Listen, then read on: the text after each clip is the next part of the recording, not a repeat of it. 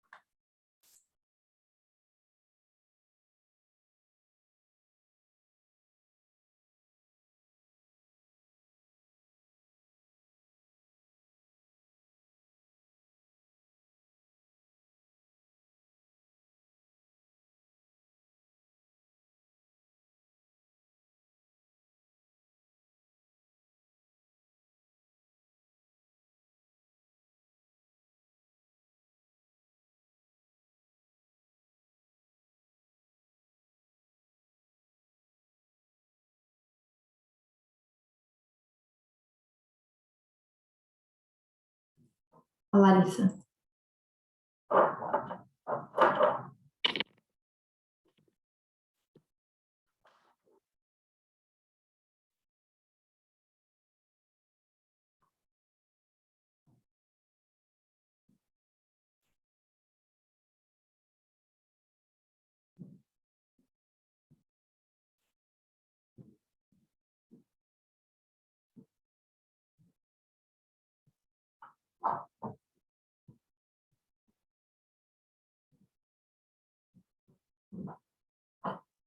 Oi.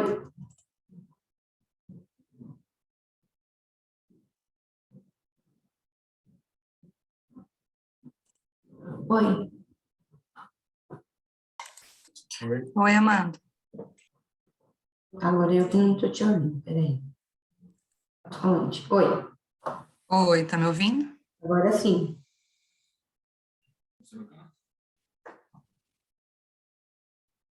Mas melhorou o áudio? Eu acho que tá um pouquinho melhor. Mas não tava ruim. E isso como o mercado também. Olá, Oi, Larissa. Larissa. tudo bom? Deixa eu aumentar um pouco o meu volume aqui. A gente já está chegando aqui, estouramos o tempo, mas pelo bem do debate, né, que a apresentação foi... Tudo bem, gente? Tá bom o som? Tá dando para ouvir? Sim, tá ótimo. Ah, então tá bom. Então, tô por aqui. Deixa eu testar a apresentação. Deixa eu só liberar aqui para você. Pronto. Apresentação brilhante com a professora Cristine. Vocês estão vendo? Sim. Tá em modo apresentação? Não, agora foi, né? Para modo apresentação? Agora foi. Agora foi. Ah, então tá bom. Então, beleza. Então, tudo certo, gente. Daqui a pouco a gente começa, né? Eu tô Daqui a por pouco aqui, fico monitorando, vou desligar e daqui a pouco eu ligo de novo, tá? Tá bom, tá bom. Beijo. Comece, por favor, se quiser falar.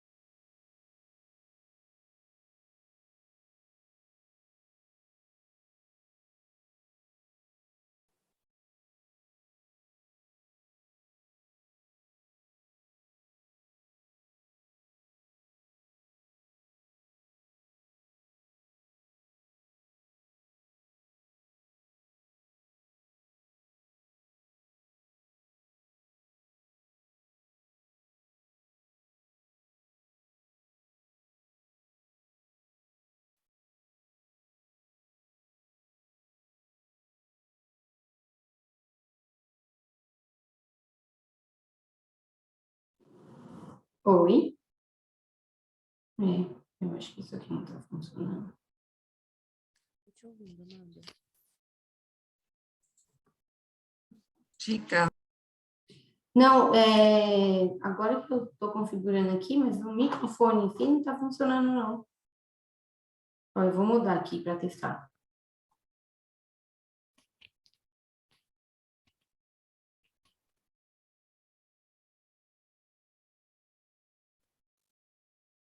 Não funciona. Tá ligado no Note mesmo. Sei lá.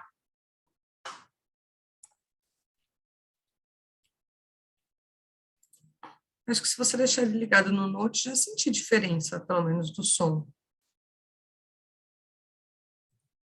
Então, tá melhor, não tá? Liga o microfone no Note.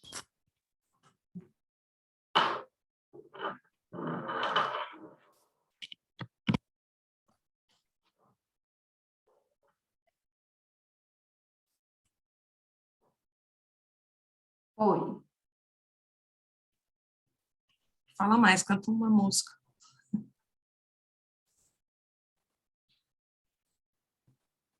Não tô te ouvindo.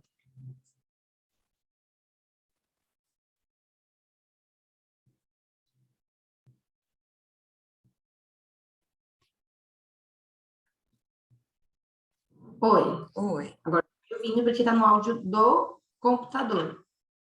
Deixa assim. Deixa assim? Acho que tá melhor do que tava. Não, vou deixar ele ligado aqui. A Mi colocou para gravar. Tá gravando. Tá bom. Alguém mais tá gravando? O meu tá gravando, o seu não, amigo. Ai, socorro. Peraí. Sunshine, please, sunshine. E agora? Agora tá, né? Agora tá. Ah, tá.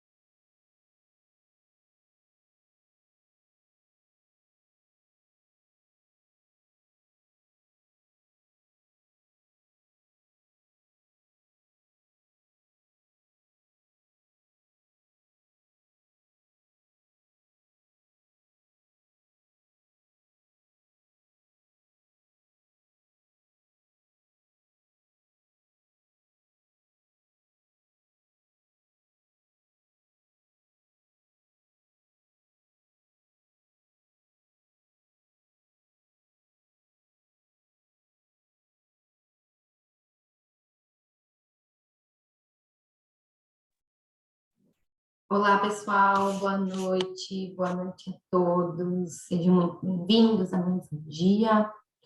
Bom, só estamos aguardando aí mais alguns minutinhos até todo mundo entrar. A Miss Lane está assessorando aí o pessoal ali no grupo, então a gente vai aguardar uns minutinhos até estar todo mundo aqui, tá bom? Já já a gente começa.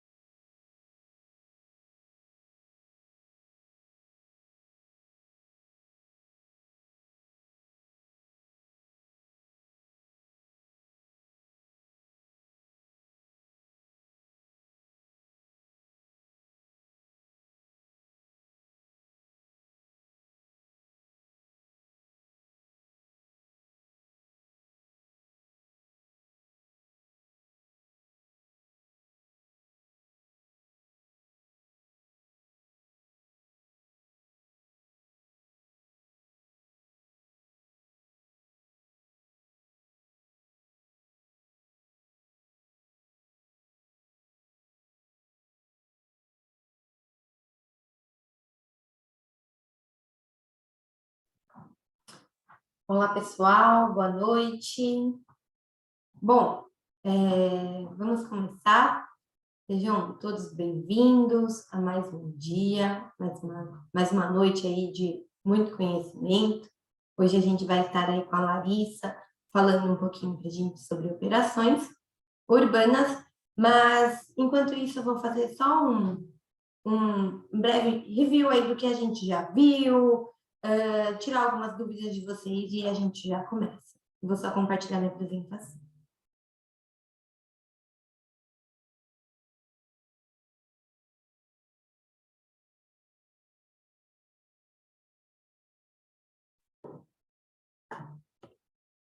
Bom, falar um pouquinho sobre a nossa agenda e o que vem por aí. E uma dúvida que todo mundo, todo dia, está aí perguntando, questionando. Ah, perdi a palestra de ontem, não vou conseguir assistir. Ou, Amanda, eu tive que sair no meio, gostaria de rever. Sim, podem ficar tranquilos, a gente vai disponibilizar para vocês.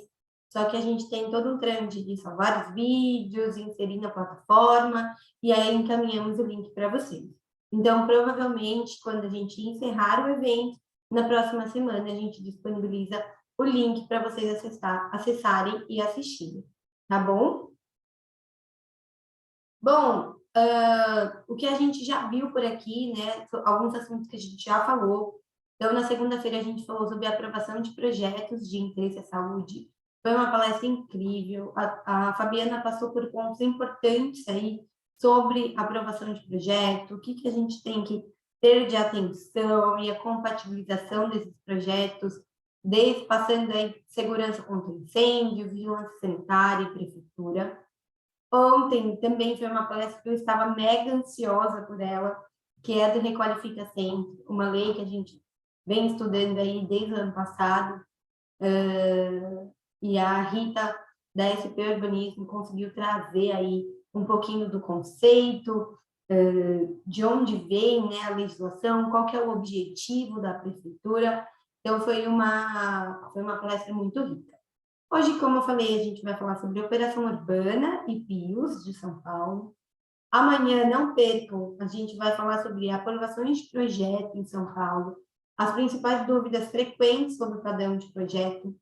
Então, vamos passar um overview aí, né, de como aprovar um projeto em São Paulo, quais são os meios, quais as formas de representação de projeto.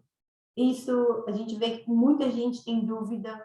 Então, notas, quais são os principais comunicados dos técnicos, então a gente vai trazer um pouquinho disso amanhã. E na sexta-feira, um super tema, que é HIS, para quem não sabe, habitação de interesse social. Então, vamos estar aí com a Daniela Vidal, passando um pouquinho aí do panorama de aprovações sobre HIS. Tá bom? Então, não perca.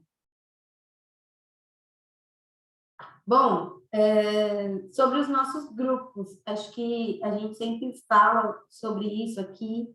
Nós somos uma comunidade hoje com mais de 3.000 profissionais, trocando experiência, dia a dia, conhecimento.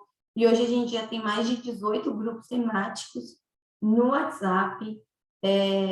Tem grupo geral do Licenciamento Brasil, tem grupo de anistia, tem grupo de vigilância, tem grupo de aprovações, tem grupo de bombeiro, tem grupo de licenciamento ambiental. Então, entrem lá no nosso site. As meninas devem encaminhar aí no chat os links. A gente está mandando todos os dias os links para vocês acessarem. Se tiver algum grupo, porque a maioria está lotado, tiver algum grupo que você queira entrar muito, ou a gente pode verificar uma forma de abrir um novo grupo, ou assim que liberar a vaga, a gente avisa vocês. Mas manda uma mensagem para mim ou para a Shirley, e aí a gente entra em contato com vocês, tá bom? Os grupos são, assim, riquíssimos, tem muito conteúdo, são super vivos, o pessoal troca muita experiência, de fato. Então, é muito importante participar. Você que gosta de se atualizar e está sempre aprendendo, é bem gostoso. E, claro, nas redes sociais também. Estamos aí no Instagram, no LinkedIn, e a gente vem sempre postando as principais notícias, atualizações de leis. Então, fiquem atentos lá nas redes sociais também. Como eu falei ontem, a gente tem... muita gente me procurou depois para questionar sobre o LB Cursos. Então, a gente tem, sim, alguns cursos gravados e disponíveis, tá? E a gente tem uma grade de cursos que a gente faz aí durante o ano, ao vivo, online e ao vivo. Mas hoje, atualmente, a gente tem alguns cursos gravados que ficam disponíveis no Hotmart. Então, tem o curso geral de licenciamento e aprovações 360 graus em São Paulo, que ele passa por todos esses temas. Então, desde lei de ocupação do solo e plano diretor, código de obras, IBTL, licença de funcionamento e segurança contra incêndio. Então, assim, tudo que você precisa para aprovar e licenciar um imóvel, você adquire todo o conhecimento nesse curso. É muito enriquecedor de verdade, tá? Bom, então vamos lá. Hoje é o nosso terceiro dia de Meetup. A gente gostaria de agradecer principalmente a Larissa por ter topado estar aqui com a gente, dividir um pouquinho aí do seu conhecimento. Muito obrigada, de verdade. E vamos lá, vamos falar sobre operações urbanas consorciadas e projetos de intervenção urbana em São Paulo. E, ao final da palestra, abriremos aí para dúvidas de vocês. Então, podem ir mandando no chat, que assim que a Larissa finalizar, a gente para e aí abre para perguntas. Tá bom? Vamos lá. Bem-vinda, Larissa. Boa noite, obrigada, Amanda. Boa noite a todos e a todas que estão aqui presentes conosco hoje. É sempre um grande prazer a gente trocar um pouco, né, sobre assuntos que nos interessam profissionalmente, mas acho que nos interessam também como moradores dessa cidade desafiadora que é a nossa cidade de São Paulo, né? Eu vou compartilhar uma apresentação, acho que sugeri aqui para a Amanda que eu trouxe uma apresentação com um panorama geral sobre o assunto, e depois a gente pode ir nas perguntas discutir questões mais específicas de interesse de vocês. Então, acho que bacana, eu passo de uma vez e aí a gente abre para a nossa conversa. Deixa eu compartilhar aqui. Vocês estão vendo já na tela? Sim, Marisa. Está no modo apresentação? Agora sim, agora sim. Beleza. Então, vamos lá. Bom, a ideia é passar um pouco aqui hoje com vocês por esses temas, né? São Paulo precisa de projetos urbanos, que na verdade é disso que a gente vai falar, né? Como viabilizar projetos de transformação urbana. Vamos falar um pouquinho também sobre os projetos urbanos no contexto da atual política urbana no Brasil, né? Da onde a gente vem, como estamos agora. Falar um pouco sobre as operações urbanas, como elas eram antes do Estatuto da Cidade, como elas são hoje, pós-Estatuto da Cidade. Depois a gente traz um pouco dos PIUs, projetos de intervenção urbana, uma experiência bem paulistana, né, que a gente tem aí na legislação a partir de 2016, e vou contar um pouco do que a gente tem vigente em andamento de operações urbanas e PIUs na cidade de São Paulo hoje. Então, eu sempre gosto de começar com esse contexto, né? A gente vai falar de um instrumento, de um método para trabalhar desafios como esses que a gente tem aqui na cidade, né? Essa primeira imagem mostra uma desigualdade social enorme, numa cidade enorme, que são duas questões que juntas ficam muito peculiares em relação à nossa cidade. E aí todas as outras imagens mostram áreas de São Paulo que precisam de muito investimento para que elas possam ser transformadas, né? Principalmente as nossas orlas dos rios e onde foi a nossa área industrial. Então, aqui em cima a gente tem a área da Zona Norte, né?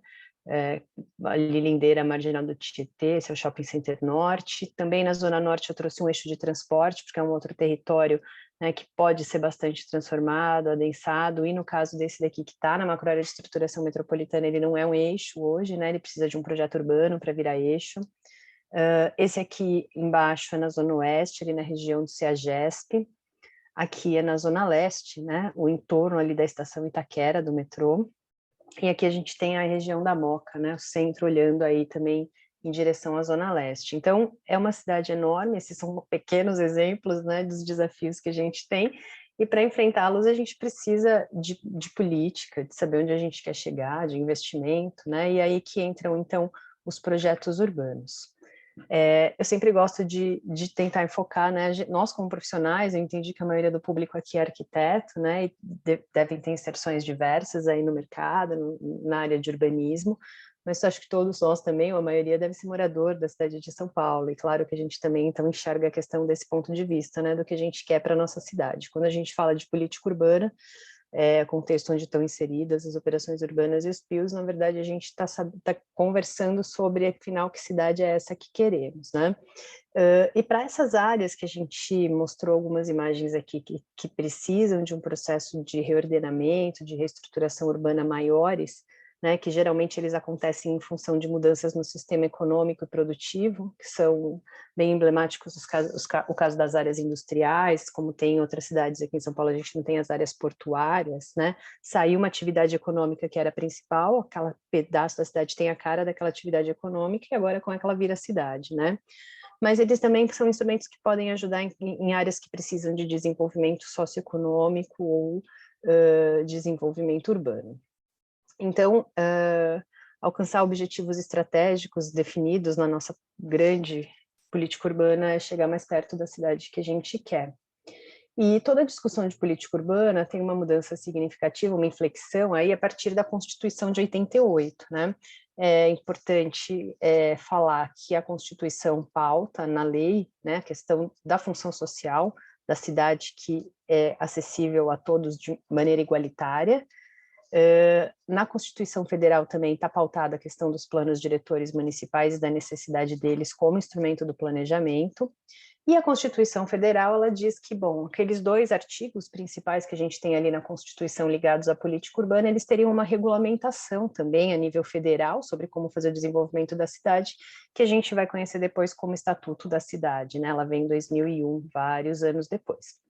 Então, o Estatuto da Cidade, ele pauta novamente o direito à cidade, ele define as regras para o plano diretor e para as leis de uso e ocupação do solo, para que cidade isso é obrigatório, para todas acima de 20 mil habitantes, diz que, acompanhando a Constituição, que a responsabilidade do desenvolvimento urbano é do município, e traz ali um cardápio, né, de instrumentos urbanísticos, né, que são o instrumental mesmo, acho que o nome é muito feliz de como a gente chega nessa cidade, né? A gente pode ter um projeto muito interessante, mas e aí? Tem N condicionantes que os instrumentos urbanísticos acabam ajudando a gente a resolver.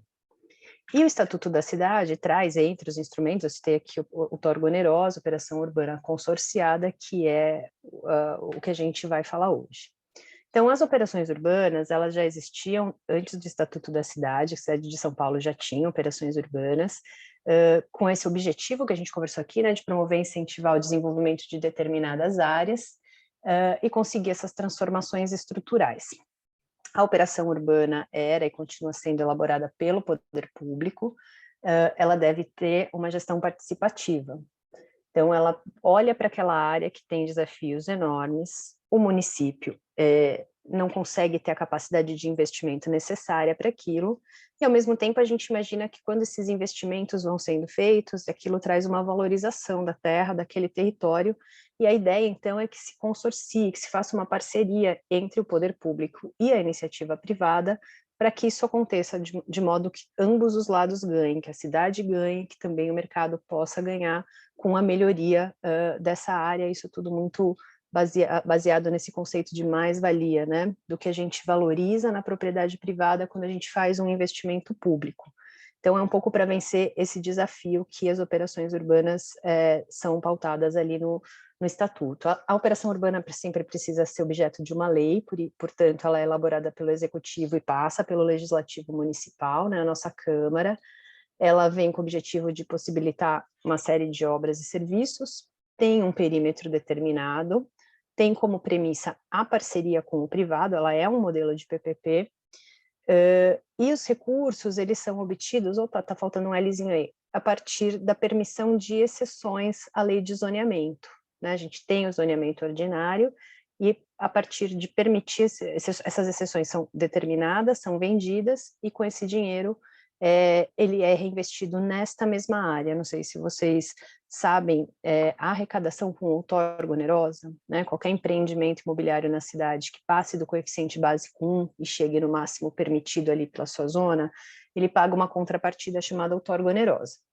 Esse dinheiro o poder público recebe e vai para um fundo chamado Fundurb, Fundo de Urbanização, e ele é redistribuído pela cidade. Não importa onde ele foi captado, ele entra nesse fundo e a partir de projetos, esse dinheiro é acessado por projetos, eles são investidos em diversas áreas da cidade e também em diversos setores, pode ser habitação, meio ambiente, transporte.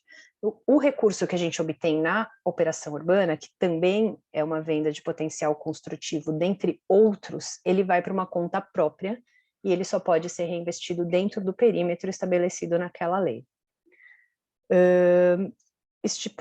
A lei traz um estoque adicional, tem um cálculo de quanto vai ser vendido de potencial residencial, não residencial, e estabelece um programa de investimentos. A nossa experiência de operações urbanas aqui no Brasil, ela é muito baseada na experiência francesa das ZACs, né?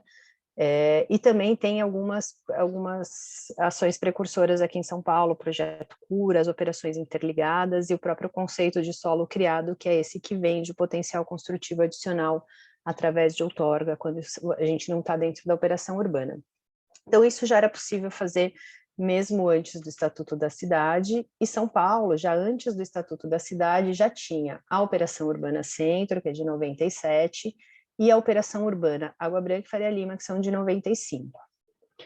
É interessante como esse assunto de projetos urbanos ele é um desafio para São Paulo, mas para o Brasil, que até hoje são poucos municípios, né, no Brasil que tem operação urbana. Até onde eu conheço, depois vocês conhecerem outros podem até me contar, a gente tem operação urbana aqui em São Paulo, em Osasco, Rio de Janeiro, parte ali da Orla, né, e Belo Horizonte. Não conheço outras iniciativas, depois vocês conhecerem até compartilhem comigo, mas é ainda bem restrito, né? Fora do país, Europa principalmente, são diversas experiências de projetos urbanos, já são projetos sempre de longo prazo, né? Que já estão aí sendo finalizados. E aí, depois do Estatuto da Cidade, o que mudou na maneira como a operação urbana é estruturada, né? O Estatuto ele traz regras mais claras e define que precisa haver um plano urbanístico, né, de quais as intervenções que a gente quer nesse território, quanto elas vão custar, então um estudo econômico também, e como que a gente vai arrecadar esse dinheiro para transformar nas obras. O Estatuto traz também uma valorização da questão do consorciamento, as operações urbanas, que em São Paulo se chamavam operações urbanas apenas, elas passam a se chamar operações urbanas consorciadas, estabelecendo um pouco melhor o mecanismo desse consorciamento entre o público e o privado, e vinculando muito a questão da participação social nas decisões e na gestão daquele projeto aí de 20, 30 anos na cidade. As exceções que vão ser permitidas naquele território, elas ficam bem claras nessa lei, e ele institui o CEPAC como uma maneira de vender esse potencial construtivo, né? Eu não sei bem, eu vou falar mais brevemente, depois se vocês quiserem a gente explica um pouco melhor, mas os CEPAC são certificados de potencial adicional construtivo, eles são títulos que são negociados na Bolsa, e cada título vale uma quantidade de metros quadrados, dependendo da operação urbana ou do setor da operação urbana em que você se localiza. O CEPAC ele tem um diferencial em relação à outorga onerosa, tanto para o privado quanto para o público, né? Quando as operações urbanas trabalhavam com outorga onerosa, o processo era aquele, enfim, eu tenho esse perímetro, cada empreendedor que vai aprovar o seu projeto paga a outorga onerosa e eu vou arrecadando aos poucos. O CEPAC, ele é diferente, eles são vendidos em grandes lotes, então a operação urbana é instituída, lança-se o primeiro lote de CEPAC e vende-se tudo num dia, aquele lote. Então a arrecadação do poder público é prévia. E o empreendedor não precisa ter nenhum projeto para vincular o CEPAC, ele só compra os títulos e quando ele tiver o projeto dele, ele vai vinculando esses títulos. Então isso é interessante do ponto de vista da cidade, porque o dinheiro entra previamente e os investimentos já podem começar a ser feitos. E do ponto de vista do empreendedor também, porque ele consegue ir observando aquelas transformações, aquela aplicação do dinheiro, conforme vai planejando os seus investimentos. Todas as operações urbanas consorciadas, e todas de São Paulo agora, com exceção da Centro, são consorciadas, na Centro também, elas têm grupos gestores que acompanham o trabalho. Esse grupo gestor é formado paritariamente por poder público e sociedade civil e vão acompanhando como que está sendo gasto dinheiro e realizadas as obras previstas ali naquela lei. E também o Estatuto deu um reforço importante do ponto de vista dos impactos ambientais, né, que um projeto urbano pode trazer para o território, e a partir do Estatuto, então, a exigência do EIA-RIMA, o RIV, dependendo da escala aí, enfim, mas as operações urbanas todas EIA-RIMA, quando você faz esse projeto, você precisa fazer o estudo de impacto ambiental para ponderar, mitigar tudo que está previsto ali. E isso é até um gargalo atual que a gente tem na questão dos PIOs, que a gente vai falar um pouquinho mais para frente, né? Mas o rito da operação urbana, ele é todo hoje muito, muito bem definido a partir do Estatuto da Cidade. O Estatuto, então, é aprovado em 2001, São Paulo tem o novo plano diretor em 2002, e a partir dali começa a revisar suas operações urbanas para que elas se tornem operações urbanas consorciadas. Então, primeiro se aprova uma nova operação urbana, que é a Água Espraiada, que é de 2001, em 2004 tem a revisão da Faria Lima, depois a revisão da Água Branca, que teve em 2013, e agora em 2021 também uma pequena alteração. Isso daqui é um pouco um cronograma, né, dessas operações, as anteriores à operação urbana, que eram as interligadas, a operação urbana que aconteceu antes da Centro, que era em Anhangabaú, está extinta, Faria Lima de 95, Água Branca de 95, Centro de 97, aí vem o Estatuto, Água Espraiada aprovada em 2001, temos o plano diretor aqui em São Paulo em 2002 e a revisão da Faria Lima. E a gente tinha também instituído, chegou a ser aprovada a Operação Urbana Rio Verde Jacu, mas ela nunca foi regulamentada nem colocada em prática, né? Hoje eu acho até que a lei talvez já tenha até sido revogada.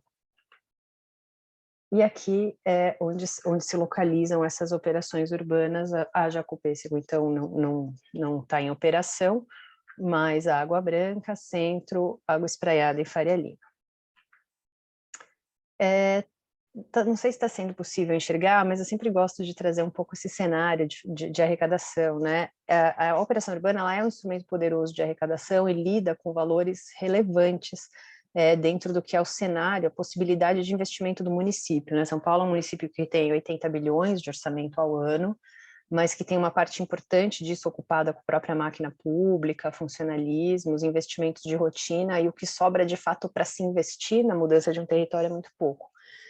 Então, os valores arrecadados nas operações urbanas acabam sendo bastante relevantes. Bom, basta a gente ver as transformações que a gente tem ali na região da Faria Lima, Água Espraiada e, mais recentemente, também na Água Branca. Essas informações são públicas, elas estão disponíveis no site da São Paulo Urbanismo, que eu até deixei aqui, né, para que seja a fonte. Elas estão atualizadas até março ou maio desse ano. Mas os números gerais, a Operação Urbana Faria Lima arrecadou quase 4,5 bilhões, né? Conseguiu gastar só 2 desses 4,5 bilhões e ainda tem aí em caixa mais de 2 bilhões, né, para serem investidos, alguns empenhados, enfim, tem detalhes disso, mas isso são os grandes números. Já a Operação Urbana Água Espraiada faturou quase 4 bilhões, ela empenhou, gastou mais o dinheiro e tem hoje 50 milhões em caixa. Aqui a gente tem a movimentação da Operação Urbana Água Branca dividida nas duas leis, né, antes da revisão de 2013 e pós-2013, tem até uma curiosidade, né, antes de 2013, até como a lei acontecia daquela forma, arrecadou-se 1 bilhão, se gastou apenas 280, o restante está empenhado em projetos que estão sendo desenvolvidos, aprovados, licenciados, então é um dinheiro que está empenhado para aquelas obras que estavam previstas ali, mas não foi gasto ainda. E depois de 2013, houve um problema na questão do valor do CEPAC, né?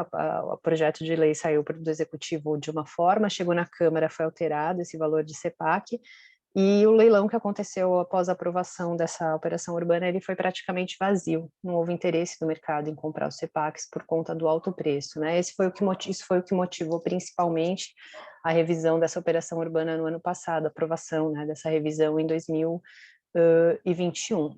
Então, essa segunda fase, após 2013, arrecadou apenas 12 milhões. E a Operação Urbana Centro é um pouco peculiar em relação às outras, tal, não teve uma movimentação muito grande de dinheiro, mas arrecadou aí 70 milhões, que foi investido em várias coisas que a gente consegue ver e aproveitar aí na cidade. Eu não sei se vocês já conhecem, mas eu trouxe aqui porque recentemente a São Paulo Urbanismo colocou no ar o simulador de CEPACs, é uma ferramenta interessante para conseguir se fazer o cálculo, o valor, toda automatizada ali, então fica a dica para quem trabalha com isso, e, enfim, os cálculos são feitos automáticos nessa ferramenta. Então, até aqui falamos das operações urbanas vigentes, e desde 2001 a gente não teve nenhuma aprovação nova de projeto urbano, nem operação urbana, nem AIU, nem PIU, nenhum. E por isso eu acho que é bastante importante a gente conversar desse assunto, porque é um assunto que ainda carece de uma série de debates, reflexões, aprimoramentos, porque acho um instrumento que é interessante, importante para a cidade, mas por algum motivo a gente não tem conseguido aprovar esses projetos no legislativo, né? Agora vocês vão ver que muitos deles tenham sido feitos.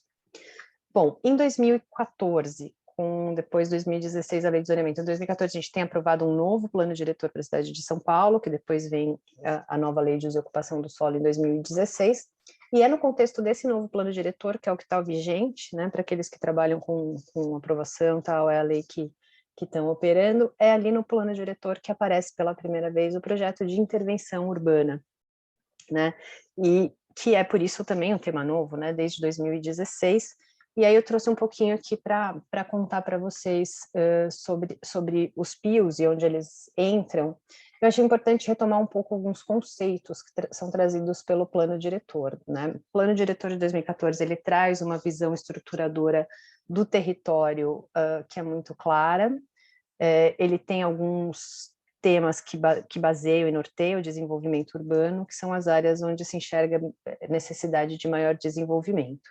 Então, ele tem a política das macroáreas, que a gente vai falar um pouquinho, especialmente os projetos urbanos entram na macroárea de estruturação metropolitana.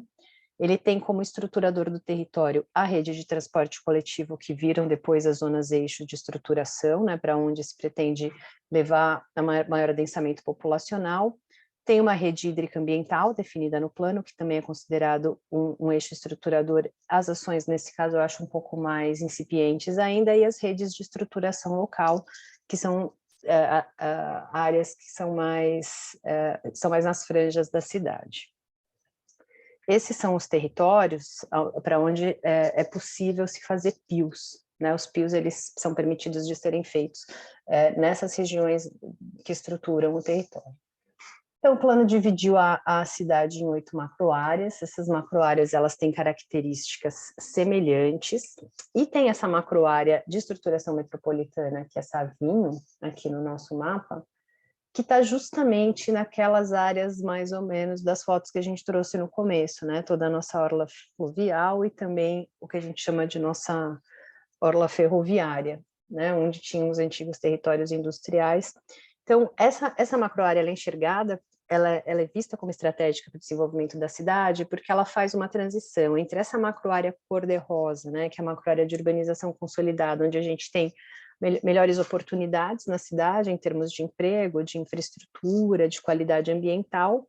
A gente tem essa área esvaziada por conta da saída das atividades industriais e, portanto, muito bem localizada e com boa infraestrutura, inclusive, principalmente de transportes, e aí a gente vai indo para as áreas mais periféricas do município, onde a gente vai encontrando maiores carências e maiores deficiências de infraestrutura.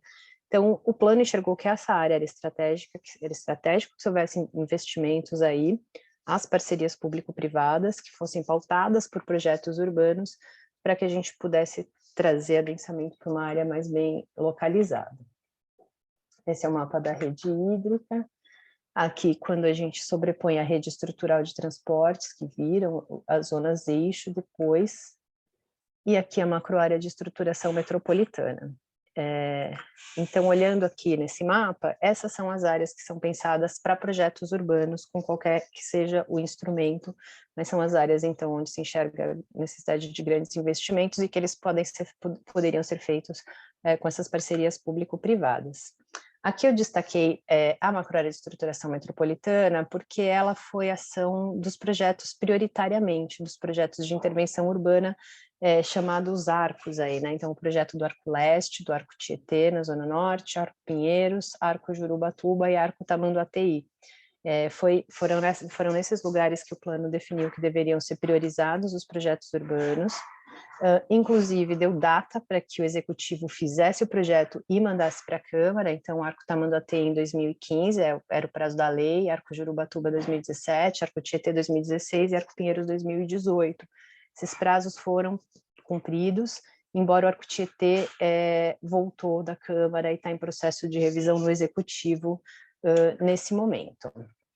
E além dessas áreas dos arcos, né, que a gente conhece os PIOs que estão sendo realizados, existe a visão de que 4 dessas áreas são áreas que precisariam de implementação do ponto de vista do desenvolvimento econômico, áreas estratégicas especialmente para geração de empregos, então também eram definidas e se olhava para elas como podendo ser alvo de projetos de intervenção urbana. Então, vamos lá, e afinal, o que é esse projeto de intervenção urbana que o plano de 2014 pauta, a lei de desocupação do solo reforça e que vem depois, logo em seguida, em 2016, o decreto que traz todo o rito e toda a regulamentação do que é o projeto de intervenção urbana. Então, ele não é um instrumento, né? Nem mesmo eu sei se, nem mesmo eu consigo ter certeza que ele é um projeto e não um plano. As dúvidas a respeito do instrumento começam até a partir daí. A gente está falando de um projeto urbano, de um plano urbano, né? Enfim. Mas o PIO, ele é o que deve preceder a escolha de um instrumento urbano. Então, você primeiro olha para a área, levanta as necessidades dela e faz a sua proposição do ponto de vista urbanístico, social, ambiental, econômico-financeiro e de gestão democrática. Então, primeiro se pensa o que quer para essa área. E depois do projeto definido, vai se olhar, então, quais seriam os melhores instrumentos.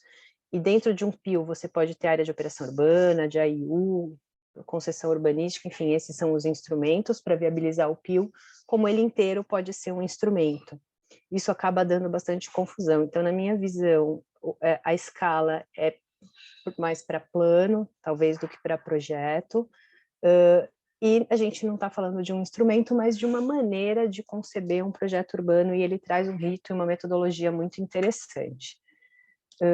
Então, o PIO, ele deve organizar as políticas setoriais e administrativas, ele deve ser capaz de mediar o Estado e a sociedade, então o poder público e a sociedade civil sobre o que ela quer pactuar como cidade e investimentos para aquela área, traz as diversas proposições em termos de novas formas de ocupação do solo, promoção de espaços públicos, formação de redes de mobilidade, desenvolvimento econômico e promoção de moradia, então um projeto de fato urbanístico, um plano urbanístico, e traz um conjunto de táticas e técnicas relacionadas a uma visão urbanística, promovendo a renovação da infraestrutura, né? Então a transformação urbana que passa por um projeto urbano e expressa o que se quer para uma área, considerando toda a questão da participação para se elaborar essa lei.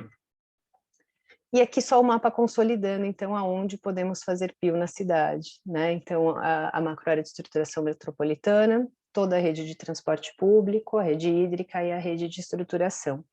E é interessante que dentro dessa macroárea existem algumas zonas diferentes, não é só a zona eixo, né? Então, por exemplo, a ZOI, que são grandes áreas nas cidades, né? Na cidade como Jockey, Campo de Marte, enfim, essas áreas elas não têm na lei de zoneamento a sua regulamentação específica, e isso deve ser feito via PIO também.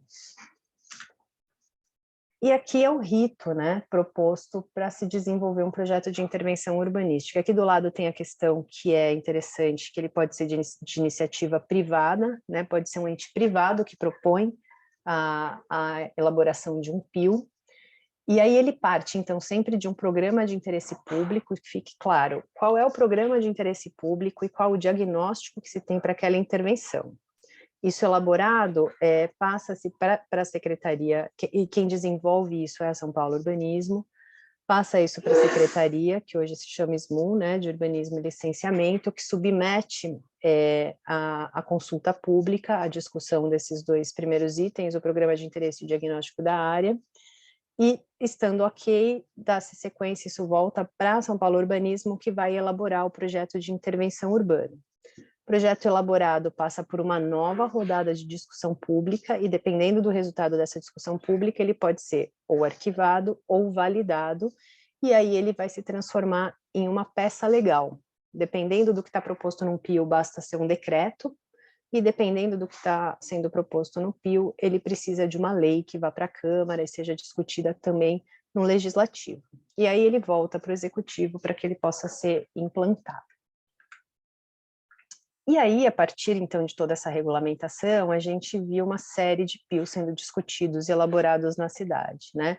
Então, primeiro eu deixei as 4 operações urbanas aqui, que são operações urbanas, não passaram por um projeto de intervenção urbanística nesses termos, previamente, embora algumas delas até tenham um plano de intervenção. E o que a gente tem de PIOs, bom, a gente tem o Bairros do Tamanduateí, que também não chegou a ser exatamente um PIO, né, ele é uma operação urbana consorciada também, e aí o PIO dos Arcos, aquele que o plano diretor definiu e deu data, né, a gente tem o PIO do Arco Tietê, Jurubatuba, Setor Central, Pinheiros e Arco Leste. Esses PIOs, o Arco Leste está em desenvolvimento ainda nesse momento. O Tietê já foi à Câmara e voltou da Câmara, então ele está em fase de aprimoração no Executivo, e o Jurubatuba, Setor Central e Pinheiros estão na Câmara já há algum tempo para serem votados, assim como a Operação Urbana do Bairros do Tamanduateí também. Nessa outra caixinha aqui, alguns PIOs de iniciativa privada, de proposição privada, o que ficou mais conhecido foi o PIO da Vila Leopoldina, né, que também passou por todo aquele rito, passa aí em torno de uns 2 anos para que o rito todo se cumpra, e está na Câmara já há algum tempo também, esperando votação, já houve a primeira votação, esperando uma última votação. E a gente tem esse PIO NESP, que foi o PIO que discutiu a mudança do CEAGESP, do entreposto para uma outra área da cidade, ele foi por decreto, ele não precisou ser lei, então dá para dizer que seria um PIO aprovado, porque ele está vigente. E uma série de outros PIOs que a gente pode depois detalhar conforme o interesse de vocês aí, como que estão Pacaembu, Anhembi, Ibirapuera, Jockey, o PIO dos terminais da Rio Branco, enfim, e o PIO do Minhocão. Aqui passando um pouco, então, né, por causa, rapidamente, Tamanduateí ali na região da Moca, né, como eu disse, uma operação urbana. Essa é um pouco a proposta urbanística para o Arco Pinheiros, pegando ali os dois lados da Marginal Pinheiros, bem no entroncamento ali com a Marginal do Tietê, onde fica o CEAGESP. Pio Jurubatuba, que está ali mais ao sul da cidade. O setor central, que está com as discussões avançadas na Câmara. Eu sei que ontem vocês falaram um pouco da lei do retrofit, né, que acaba tendo alguma sinergia com o Pio Setor Central. Ele foi votado em primeira em julho do ano passado e aguarda aí segunda votação na Câmara. Pio Arco Tietê, como ele está hoje, né, hoje dentro do Pio, que é essa área maior de intervenção, está sendo proposto ali onde a gente tem o número 1, uma operação urbana, e os números 2 e 3 são áreas de intervenção urbana. O Pio Setor Central, ele é inteiro uma área de intervenção urbana, esse é um instrumento para a área como um todo. Aqui o Arco Tietê já é diferente, né? O plano urbano abrange todo esse perímetro, mas não é em toda a área do perímetro que se enxergou a necessidade de aplicação de um instrumento. Então mostra um pouco essa diferença entre os instrumentos e o plano que pauta a escolha dos instrumentos. E aqui os planos urbanísticos mais específicos, ali para a região norte, região oeste. O Pio Vila Leopoldina, que ele é um pouco menor, né, ali do lado do CEAGESP. Houve recente a discussão da questão do ginásio do Ibirapuera, né, esse Pio que discutiu o que fazer ali. O Pio do Jockey é um Pio desses de zói, né, o Jockey é uma zona de ocupação especial que precisa de parâmetros urbanísticos, então o Pio avançou bastante, passou por algumas consultas públicas já tentando definir esses parâmetros. E o Pio Minhocão, que está em estudo nesse momento, tentando definir cenários aí possíveis para intervenção naquela área da cidade. Finalizando, eu já vi que a Amanda ligou a câmera aí. Esse daqui é o lei, esses são camadas que eu liguei aqui no Google Earth, que estão disponíveis no Gestão Urbana, numa página ali de monitoramento dos PIOs. Cada um desses perímetros, e aqui não tem legenda, enfim, mas cada um desses PIOs ali no site não está exatamente tão atualizado, mas mostra em que fase que eles estão, se elaboração, discussão. E aqui eu pontuo algumas coisas que são, eu acho, os desafios, né? O que a gente precisa conversar melhor, entender sobre como implantar projetos urbanos em São Paulo. Então, o rito administrativo, que ainda está se estabelecendo, o papel da secretaria, da empresa, como isso acontece. Os PIOs de MIP, né, os PIOs de iniciativa privada também, depois que a gente vê as manifestações entrando, como é que é essa definição, como é que se tramita ali dentro da secretaria. A gente tem uma questão importante do licenciamento ambiental, esses PIOs todos estão judicializados porque foram para a Câmara sem EIA-RIMA, se entendeu que para projeto urbano não precisaria o estudo de impacto ambiental. Conseguiu-se por liminar tramitar esses PIOs, mas ainda é uma discussão que está sendo feita, né? EIA-RIMA, será que é um instrumento? Não é? Tem outro instrumento? Precisa. Acho que o processo participativo é sempre necessário estar aprimorando cada vez mais. E entender um pouco a tramitação desses PIOs na Câmara, porque alguns deles já estão lá há alguns anos, né? E não passaram por aprovação. Acho que isso é o principal aí para a gente ter um primeiro panorama do assunto e fico à disposição para a gente conversar especificamente sobre os interesses de vocês. Bom, muito obrigada, Larissa, muito obrigada mesmo. Bom, se você quiser manter sua apresentação enquanto eu faço algumas perguntas, pode manter, tá? Que até a gente consegue visualizar. Mas vamos lá. Eu tenho uma pergunta, que é meio pessoal, mas quanto Eu não vou tempo, responder assim, nada pessoal. quanto tempo que demora para aprovar um PIO? Porque eu acabei observando algumas datas ali, tem projetos que estão desde 2016 em votação. A gente tem um tempo, um time estabelecido, ou não? Tem que aguardar? né? Como passar esse retorno para o empreendedor também, né? Que ele quer estar ali, quer comprar o lote, mas não tem uma previsão disso. Como funciona? Então, você vê, Amanda, que essa sua questão é interessante, é daquelas que eu coloco como um desafio, né? Existe um tempo para você elaborar um PIO, e a experiência tem mostrado que esse tempo tem sido de 2 a 3 anos, passando por aquelas 2 fases de consulta pública que eu trouxe aqui no organograma, e não tem como o rito ser diferente, porque ele é definido em lei, ele é definido em decreto, então esse é o tempo de elaboração quando ele está no executivo. Se ele precisar virar uma lei, ele vai para a Câmara, e a Câmara não tem prazo para votar. Né? Então, a gente não teve nenhum PIO aprovado na Câmara. Mas depois que a Câmara aprovar, ele volta para o Executivo e aí ele começa a ser implementado. Você vê que as operações urbanas vigentes, elas são sempre projetos de longo prazo, né? Então, aí desde 95, 2000. Sim, até uma das operações urbanas que eu queria que você falasse um pouquinho mais, até para a gente complementar um pouquinho do assunto de ontem, do retrofit do centro, mas qual a intervenção do PIO ali na área central, né? A gente sabe que ele tem uma intervenção numa área um pouco maior do que a lei do Requalifica, da lei do Requalifica. Qual que é o objetivo? Essa legislação, elas vão se entrelaçar? Qual que é a expectativa da prefeitura? Então, vamos lá para o mapa da operação urbana, né? Que você pergunta. O PIO Setor Central, que não é uma operação urbana, quer dizer, o PIO entrando em vigor, ele revoga a operação urbana vigente e vai passar a valer a lei aprovada para o PIO Setor Central. A equipe que desenvolveu, com a participação popular, claro, também, teve a visão de que estaria se falando de um centro metropolitano, um centro expandido, então que agregou, que é a Avenida do Estado, né, o Rio Tamanduateí, chegada ali na Marginal do Tietê, então a Operação Urbana Centro, hoje ela está mais ou menos aqui, circunscrita ao perímetro dos distritos Sé e República, um pouquinho maior. E o perímetro do Requalifica, ele é muito mais próximo ao perímetro da operação urbana do que do PIO Setor Central. Então, assim, ao se elaborar a legislação do retrofit, eu até estava na equipe na época, coordenei um pouco esses trabalhos do retrofit, estava ali junto com a Rita, né, que esteve aqui com vocês ontem e tudo mais, se procurou olhar como que as legislações poderiam sim andar conjuntamente depois que o PIO fosse aprovado. Então, o Requalifica antecipou alguns mecanismos que já estavam previstos no PIO, então, até que o PIO seja aprovado, a gente já consegue fazer isso para o retrofit, mas se ele for aprovado, ele traz ainda outros incentivos que não previstos ali na requalificação, como bônus por potencial construtivo, alguma coisa desse tipo.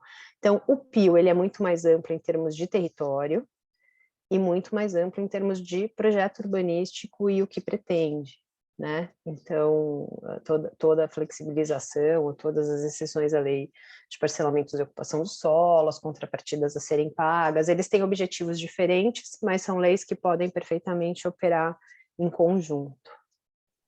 Sim, porque o Requalifica também, ele não consegue arrecadar também tanta verba, porque tem uma série de incentivos, até mesmo de não pagamento de contrapartida, de outorga, enfim, e acho que o PIO vem agregar mais com isso, né? Então, ele vai pegar uma outra região mais expandida e aí trazer esse investimento para o centro. E como a gente falou ontem, é um setor da cidade que precisa muito, né, de bastante melhorias, né, de trazer a população ali para o centro e reviver ele. Com certeza precisa. É uma área desafiadora pós-pandemia ainda, né? Quantos desafios a gente tem no centro, mas enfim, cada lei tem o seu objetivo bem específico, né? O programa Requalifica, ele é totalmente voltado à recuperação de imóveis existentes, né? Ele não tem, essa associação com o privado não é no sentido de arrecadar verba para reinvestir numa área, né? A visão ali do Requalifica é que a partir da intervenção no edifício existente, em conjunto, vários edifícios existentes, você já traz uma melhoria, as questões ambientais de reaproveitamento dessas áreas, pode ajudar muito na política habitacional, de trazer as pessoas para morarem no centro, mas ele não é um instrumento como é um instrumento previsto no PIO, né, que aí sim esse consorciamento com o privado para, inclusive, arrecadar verba que pode ajudar nas intervenções daí de espaço público, né, porque o Requalifica, ele para o espaço privado, né, espaço do lote. Isso mesmo. Obrigada, Larissa, por responder. Bom, o João Siqueira colocou aqui no chat, boa noite, a apresentação foi bem ágil, o PPT ficará disponível? Bom, não sei se a Larissa pode compartilhar o PPT conosco. Mas... eu posso fazer uma versão, sim, para compartilhar, mas assim, João, fica à vontade também, eu quis fazer um panorama mais expresso, porque eu não tenho total ideia se o público é um público homogêneo, então eu não quis enfatizar nenhuma questão, mas deixei um cardápio aí para enfatizar conforme os interesses de vocês, então se eu passei mais rapidamente por alguma coisa que você quiser retomar, a gente pode também retomar aqui na nossa conversa, tá? Isso, se você quiser saber mais sobre algum projeto, alguma operação, entender alguma lei específica, manda aí para a gente no chat, a gente passa para a Larissa. Uma dúvida, a gente sempre fala que esses projetos são participativos, né? E como é que a gente faz para participar? A população acaba participando realmente ou você não sente isso da população, sabe? Tipo, abre para a população, todo mundo pede para participar, está ali, e na hora a gente acaba não vendo. Não sei, gostaria de saber um pouquinho mais dessa participação pública. Eu tenho um pouco de experiência disso, até por estar do outro lado, né? Por muito tempo coordenei a área de política urbana da Associação Comercial, onde a gente era iniciativa privada participando dos projetos, né? Então, eu acho assim, claro que os processos participativos no Brasil, em São Paulo, eu acho que eles ainda carecem de vários aperfeiçoamentos. Eles são diferentes conforme cada gestão também. Mas o que os PIOs têm disponibilizado em termos de participação são diversos canais online, né? Hoje, por exemplo, existe uma plataforma oficial da Prefeitura chamada Participe Mais, então é obrigatório, mínima, essa submissão, quer dizer, essa publicação de tudo que está sendo pensado no Participe Mais com um tempo, para que as pessoas possam participar, registrando ali suas participações. Audiências públicas também acontecem, e dependendo, o PIO Setor Central foi um PIO que eu vi houve muita oportunidade de participação, organizaram conversas setoriais, passaram pelos Conselho Municipal de Política Urbana, que é uma outra instância onde a sociedade pode participar, enfim. Há canais disponíveis que o poder público disponibiliza para escuta. Mas acho que tem desafios tanto em quem participa, a gente percebia ali que muitas contribuições não tinham nada a ver com aquele tema especificamente, então acho que é uma via de dois lados, né? O poder público tem muito que aperfeiçoar em termos de canais de participação, e a sociedade em termos de se organizar também e participar. O PIO, acho que também esse é um desafio, conseguir explicar um pouco melhor nos processos participativos, é muito técnico, né, toda essa nossa conversa. E aí, como é que a gente faz para que a participação possa ser mais ampla das pessoas que não são os técnicos, mas que estão ali na área? Como é que eles entendem o que é aquilo que está sendo proposto, o impacto, no que aquela região se transforma, né? Mas, enfim, o PIO, esse rito de projeto, ele vem tentando garantir cada vez mais essa participação. E você viu que ali no rito tem 2 momentos em que é obrigatório se promover um processo participativo. Sim. Eu vejo que a prefeitura, até mesmo hoje nas redes sociais, em todos os seus canais, ela vai tentando chamar ali, né, a população para participar, mas a minha curiosidade era saber como que era essa participação. Uhum. Bom, vamos lá, a gente tem 2 perguntas aqui no chat. O João complementou, Operação Água Branca, foi mencionada a revisão recente. Quais os próximos passos até que a mesma entre em vigor, caso não esteja? Então, João, você tocou num assunto interessante que é um pouco pepino, né? A revisão foi aprovada em meados do ano passado. Depois de aprovada na Câmara, ela vai para a sanção do prefeito e entra em vigor, então já estaria em vigor, mas ela foi judicializada. né? Eu não me lembro agora se foi Ministério Público, Tribunal de Contas, enfim, ela tinha um foco principal justamente na questão do valor dos CEPACs, né? E, enfim, aí houve ali a conversa executiva e Câmara, se chegou a um valor a partir de estudos econômicos desse CEPAC, e está havendo um questionamento judicial sobre se esse valor está adequado ou não. Resolvendo essa questão judicial, se favoravelmente, ela está em vigor e pode começar o rito já para se lançarem CEPACs. Agora não dá para saber quanto tempo pode demorar para essa questão judicial ser resolvida, infelizmente, né?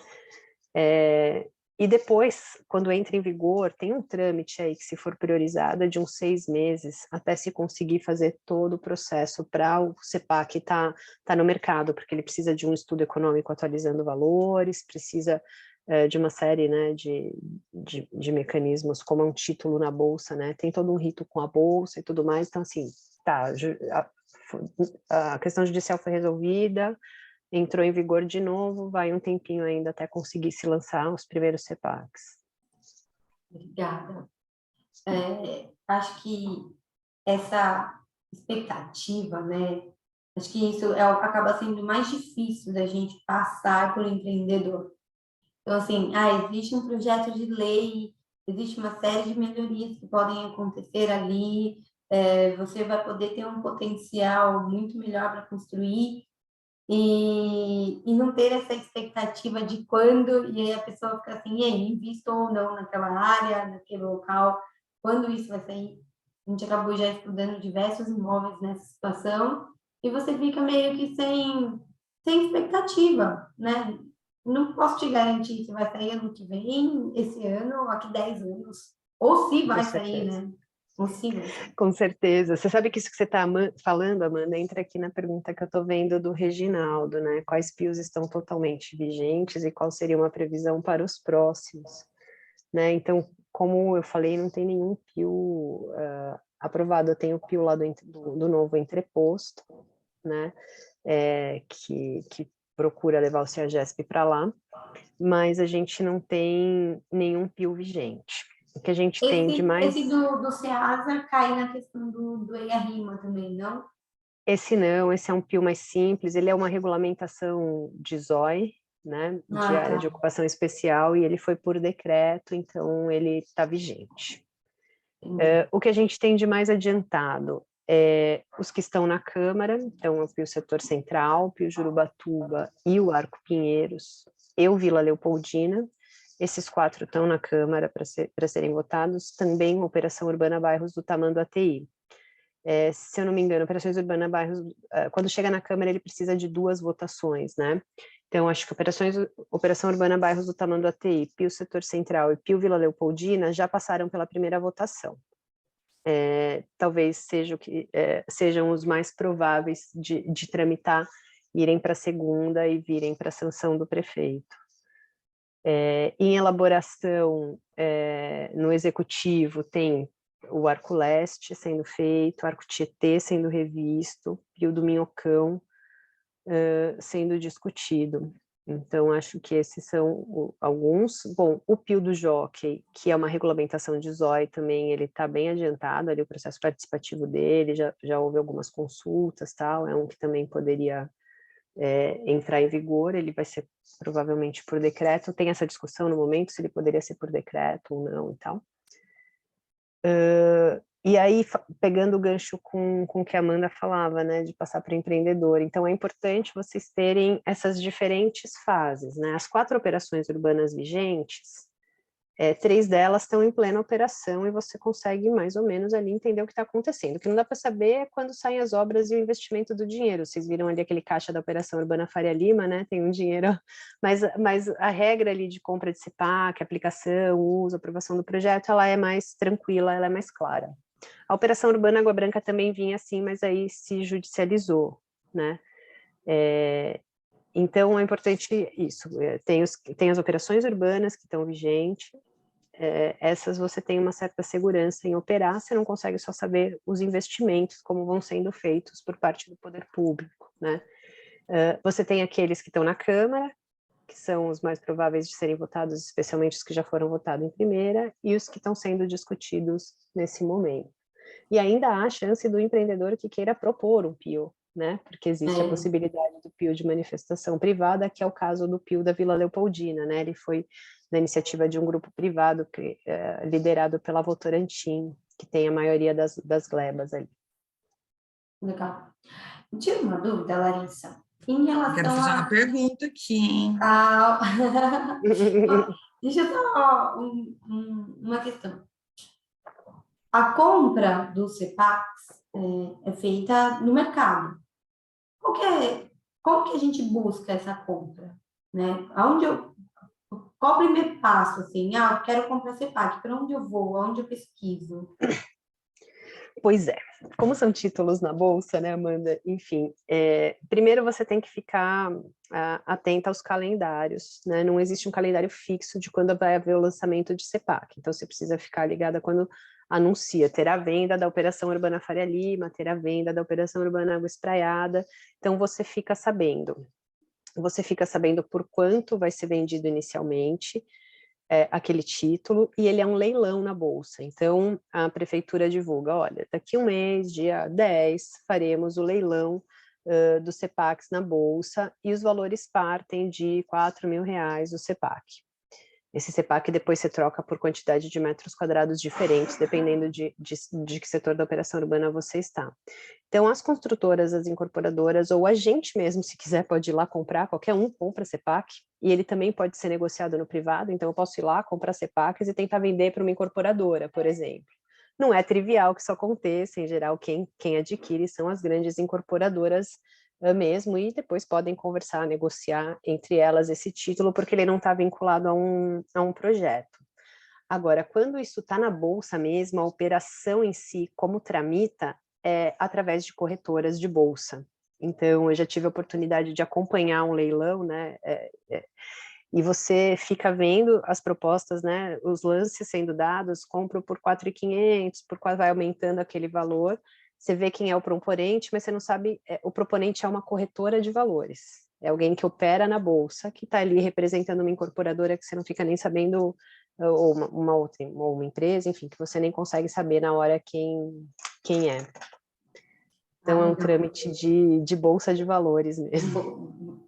Um leilão. A gente consegue usar o simulador e consegue apontar para o nosso cliente, né, se for um incorporador, quantos CEPACs comprar, quanto pode precisar para aquele projeto dele, quanto pode usar em cada projeto, né? Então, acho que essa é a parte mais do arquiteto, mas depois a Bolsa em si, a gente só fica acompanhando de longe. Entendi, obrigada. Bom, Tati, pode fazer sua pergunta. Aproveitando o gancho do PIO lá do CEAGESP, né? Os PIOs, quando são de instituição privada, eles costumam ser mais rápidos ou é o mesmo rito? É exatamente demora o mesmo também. rito. Não, exatamente o mesmo rito. Você faz prepara aquelas 2 peças de diagnóstico, programa de interesse público, né? Quando ele parte do privado, ele começa com a manifestação de interesse privado, que precisa ser aprovada, mas essa manifestação já tem que trazer a questão do interesse público. E aí ele segue exatamente o mesmo rito, inclusive ele é desenvolvido pelo poder público também, né? O privado propõe, pode até ser parceiro no desenvolvimento, mas é o poder público que vai, a São Paulo Urbanismo, que vai desenvolver aquele projeto urbanístico. E o rito é exatamente o mesmo. O time também. Também. Também, Bom, porque a gestão toda participei... é do público, né? O proponente, ele ajuda, participa e tal, mas ele não coordena isso. Do Nesp, eu participei um pouquinho, aí eu tive um pouquinho de contato, assim, com relação a como que funciona o projeto Nesp Urbanismo, como que leva... De qual, Tatiana? Do Nesp. Ah, o do Nesp. Uhum. Bem bacana, mas... Obrigada. E esse ainda tramitou um pouquinho, talvez, mais rápido, porque foi por decreto, não, com certeza mais rápido do que se ele tivesse ido para o legislativo, que aí tem esse prazo, né, que a gente não mensura. Quando está na ZOI também não muda, né? Porque o do Nesp, acho que era uma situação desse tipo, né? Ele estava numa ZOI, e acho que isso foi um favorecedor também Então, essa o que transição? muda um pouco, assim, é quando que o PIO precisa virar lei? Quando ele muda parâmetros urbanísticos para aquilo que a lei não permite. Então, por exemplo, uma regulamentação de zóio do Jockey, ele não está saindo dos parâmetros permitidos, ele não precisa pedir mais CA, ele não precisa nada disso, ele só precisa regulamentar, ele só precisa dizer o que pode acontecer ali. Então, em geral, esses podem ser por decreto, você não vai pedir parâmetro nem nada, que foi o caso do Nesp, por exemplo. Agora, quando Legal. você vai mudar parâmetro urbanístico, quando você vai apontar um instrumento de operação urbana, de AIU, aí isso acaba precisando ter o trâmite legislativo. Tá joia. Larissa, eu acho que tem mais perguntas? Tem a do O João. João, ele respondeu, agradecendo, obrigada, Larissa. Qual o melhor canal ou meio de estar atualizado sobre os andamentos da liberação das operações urbanas e PIOs? Ó, vou colocar aqui no chat, né? Eu acho que assim, ó, as redes sociais da SMU e SP Urbanismo, elas têm sido atualizadas diariamente, tudo mais, então Instagram, né?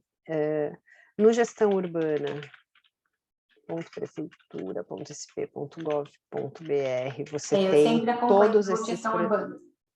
No Gestão você consegue tanto baixar material de todos esses PIOs, dar uma olhada, ver qual é a proposta e tal, tem um monitoramento, você tem bastante informação, e na página, né, página da SMU e página da São Paulo Urbanismo oficial mesmo, dentro da prefeitura, é por aí que circula essa informação, e tem bastante informação disponível nesses canais.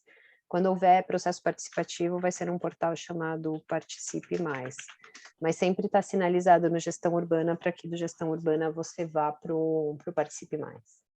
Larissa, e quando eu tiver dúvida, quem eu devo procurar? Onde a gente consegue um atendimento técnico para esclarecer? Consegue, é Um lá no e-mail? Martinelli.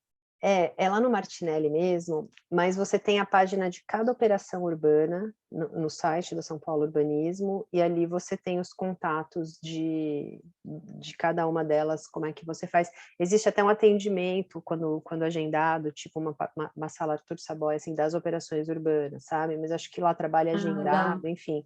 Mas você consegue fazer a interlocução com o departamento ali da São Paulo Urbanismo, que cuida da implementação das operações urbanas. Ah, legal, legal, porque sempre aparece, né? E aí você fica, quem eu procuro? Aonde eu vou tirar essa dúvida? Enfim, tá bom. Muito O material é obrigada. bem completo, viu, gente? Fora do Gestão Urbana, na página do São Paulo Urbanismo, tem grande parte do que eu trouxe aqui, né? Toda a movimentação financeira, toda a regulamentação, desenhos, mapas, você baixa em PDF, baixa em KMZ, enfim, é bastante informativo ali. Legal, legal. Obrigada, Larissa. Bom, mais alguém tem alguma pergunta? Ou a gente pode encerrar por aqui? Bom, gostaria de agradecer imensamente, Larissa, pela sua participação, por ter vindo, trazido aí todo esse conteúdo para a gente. Eu vou ser bem sincera, para mim, eu desliguei até minha câmera durante a apresentação, porque eu estava absorvendo todo o conteúdo aqui quietinha. Enfim, foi muito legal, muito obrigada. Espero que você tenha gostado também de participar e estar aqui conosco.